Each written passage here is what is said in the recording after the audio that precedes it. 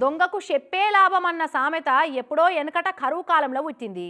కానీ ఆ సామెతను నిజం చేసే లేకి దొంగలు ఈ జమానాల కూడా ఉన్నారు. వాళ్ళ ఎంత కరువులు ఉన్నాడో కానీ ఎండ పూట జనాల దూప తీర్చేదందుకు పెట్టిన సలివేంద్రంలా కుండనెత్తుకపోయిండు వాళ్ళ గీ దొంగోడు.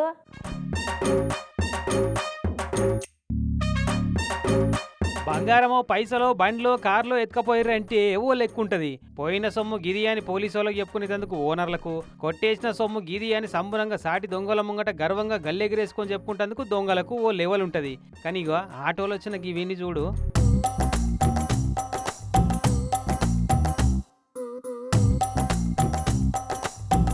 దూపైతుంటే నీళ్లు తాగదామని వచ్చిండో, కుండెత్తుకపోతే ఎవరన్నా కనిపెట్టేటోళ్ళు ఉన్నారా లేదా అని రెక్కి చేస్తానికే వచ్చిండో గానీ మూత తీసి నీళ్లు ఉన్నాయా లేవా అని చూసిండు ఫస్ట్.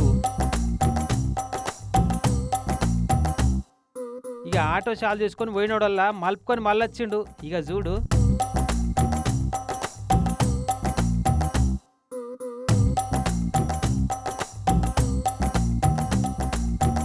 అయిపాయ్. కుండలేపి వెనక సీట్లో పెట్టుకొని బుర్రుమని పారిపోయిండు. వరంగల్ నాయుడు పెట్రోల్ బంక్ కాడ పెట్టిన చలివేంద్రంలో జరిగిన దొంగతనం ఇది. కుండల నీళ్లు నింపుదామని వస్తే కుండ ఉపడతలేదేంది అని సీసీ కెమెరాలలో చూస్తే ఈ దొంగని పనితనం బయటపడ్డది.